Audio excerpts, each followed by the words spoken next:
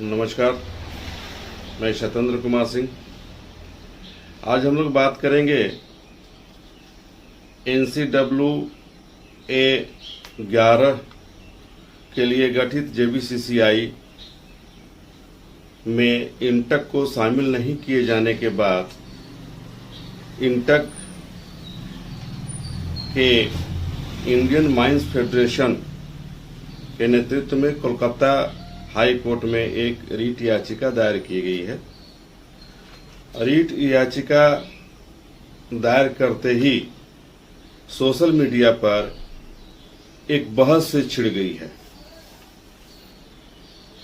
Social media पर कईयों ने इंटक के इस कार्रवाई की आलोचना की है, तो कईयों ने इंटक के समर्थन में बातें उठाई है। इंटक मुख्य रूप से मांग किया है कि JBCCI 11 में उन्हें प्रतिनिधित्व दिया जाए और जब तक याचिका पर कोर्ट की कार्रवाई नहीं हो जाती है तब तक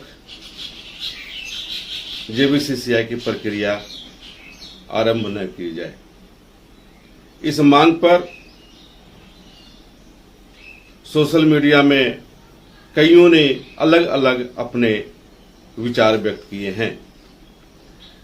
हम अगर बात करें उनके विचारों की, तो ज्यादातर लोगों ने इंटक के समर्थन में ही अपना मत दिया है। इसी क्रम में अगर हम बात करें, रविंद्र कुमार सिंह ने कहा है कि अपना घर का झगड़ा नहीं सुलझा पा रहे तो चले मजदूरों को परेशान करने। अनंत पांडे ने कहा है यह कलयुग का प्रभाव है, बेटा अपने पैरों पर खड़ा हो जाए तो अपने पिता को भी नहीं पहचानता। इंटक की पहचान किसी को बताने की जरूरत नहीं है। प्रभाकर जायसवाल कहते हैं इंटक मजदूर हित को ध्यान में रखते हुए कोल प्रबंधन की मंशा को नाकाम करने के लिए कोल प्रबंधन के खिलाफ केस दायर किया है। प्रबंधन की मंशा को समझिए। इंटक बेस बोर्ड में अपनी सरकार कांग्रेस के विरोध में जाकर भी मजदूर हित में पे रिवीजन करवाया था। ये JBCCI 9 में की बात कर रहे हैं। मधुभूषण वैद्य कहते हैं विलंब होता है तो अच्छा है, वरना जो सदस्य हैं सब कुछ प्रबंधन से मिलकर कुछ न कुछ घटा ही देगा, जैसा कि 10वें में घटा है। मजदूर हित में जो भी फैसले कराए गए थे 9वें तक, उसके बाद 10वें में कई एक डिमांड को, कई एक मांगों को शिथिल कर दिया गया है, एक तरह से फ्रीज कर दिया गया है। 10वें में लोगों ने क्या दिया, चारों संगठनों ने मिलकर यह सभी लोगों ने देखा है, समझा है, जाना है। वहीं कौशल सिंह कहते हैं प्रभावित तो होगा ही, JBCCI 10th बगैर इंटक के हुआ, लेकिन किसको क्या मिला ये सभी मजदूर जानते हैं, ये सभी लोग जानते हैं। वहीं शकील अहमद खान कहते हैं मजदूर हित और समय की मांग है कि इंटक को शामिल किया जाए, जबकि देवेंद्र यादव कहते हैं यह सब बीजेपी का खेल है,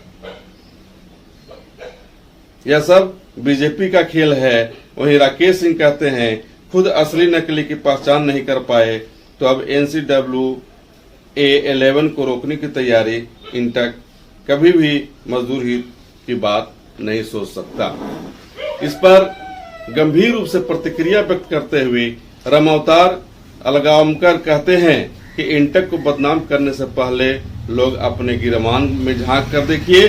इंटक ने जितना मजदूरों के कल्याण के लिए काम किया है, इतना किसी यूनियन ने आज तक नहीं किया। इंटक के नेताओं ने भी यह माना है कि बीजेपी की सरकार जब से आई है तब से जेबीसीसीआई में बैठने का अनुमति नहीं दिया जा रहा है। उसका वजह कई बार लोग बता चुके हैं कि आपसी विवाद की बात करते हैं कि आपसी विवाद के कारण कोर्ट में मामला दर्ज है, इसके कारण आपको जेबीसीसीआई में नहीं बैठने दिया जाएगा। नेताओं का यह कहना है कि हमारे घर की बात है, हम कांग्रेस के हैं और कांग्रेस को नेस्तानुबूद करना चाहती है भाजपा, इसलिए एक राजनीतिक साजिश के तहत भाजपा के लोग किसी भी कीमत पर हम लोगों को नहीं शामिल होने देना चाहते हैं।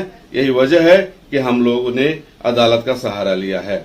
अगर अदालत की बात अदालत मान लेती है, अदालत की बात अगर जेबीसीसीआई या कोल इंडिया के लोग मान लेते हैं, तो निश्चित तौर पे वो मजदूर हित में काम करेंगे और मजदूरों को जितना अभी तक हम लोगों ने दिया है, जितना कराया है, उससे ज्यादा हम लोग मजदूरों की हित में बात करेंगे और मजदूरों को सुख सुविधा दिलाएंगे। उनका कहना है कि आज देखिए, कोई बहुत बड़ी चीज नहीं है। आज आप देख लीजिए कि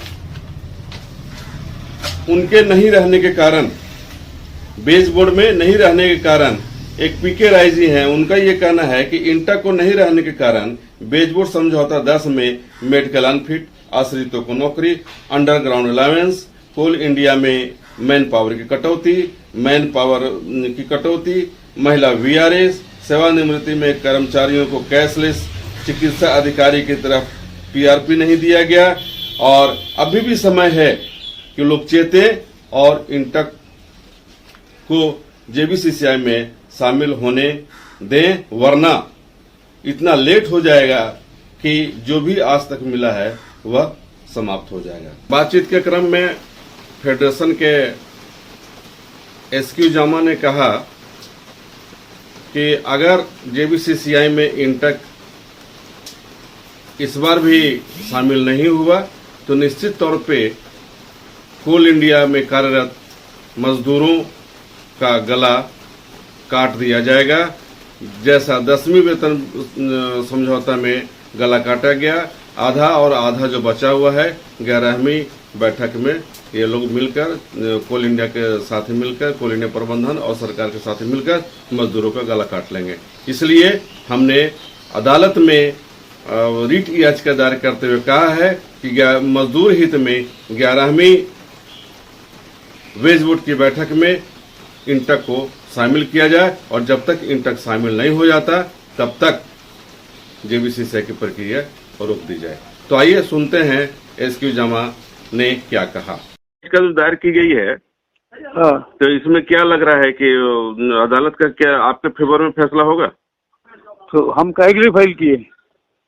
कोल इंडिया के फेवर में लेने के लिए। अरे सब ये तो कोर्ट के हाथ में है ना। जी जी जी जी जी जी।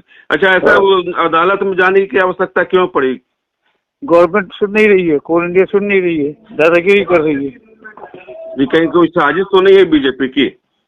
साजिश ही तो है, और क्या है? बीजेपी की है, चारों की है। जी, तो क्या लग रहा है कि मतलब मजदूर को अधिकार से मरहूम करने के लिए आप लोगों को अलग रखा गया? कर दिए तो अब तो एडवांस में समझ रही था, कर दिया ना जी। 10वें में गला काट दिया आधा, अब आधा 4 काटेंगे अब की। जी जी जी जी। हमको बाहर रख के। अन्य जो ट्रेड यूनियन के लोग हैं वो लोग नहीं मजदूर हित में काम कर पा रहे हैं, ऐसा लग रहा है? अरे खुला है ना जी, काहेगा बीच में क्या करेंगे? गला काट रहे बोल लो हिंदी में।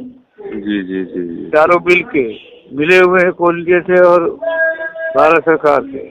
जी जी जी। 10वां में काटे, निजीकरण हो रहा है, क्या हो रहा है, सब कुछ हो रहा है, चारों क्या कर रहे हैं? जी जी जी जी। हाँ, और वो जब अगर वाले वो बहुत यूनिटी वाले हैं, अगर एकता की बात करते हैं जी, तो कहने लिखे देते हैं कि नहीं भाई इंडिया को लाया जाए। हाँ, कानूनी अड़चन है तो जवाब दे दे कोल इंडिया की, ये है कानून का अड़चन। जब कानून से कोई रुकावट नहीं है, 5 हाईकोर्ट ने निरस्त कर दिया कोल इंडिया के आदेश को, तो फिर क्या फायदा? काहे रोके भाई आप? और इनको शर्म नहीं है? ये अप्रजातांत्रिक तरीके से एक भी लेटर का जवाब नहीं देते हैं, ना भारत सरकार ना कोल इंडिया। अगर आप हमारा चैनल देख रहे हैं तो प्लीज इस चैनल को लाइक, शेयर और सब्सक्राइब जरूर करें। ताकि हम आपको देश विदेश तक की खबरों से अपडेट रख सकें। स्वदेश वाणी।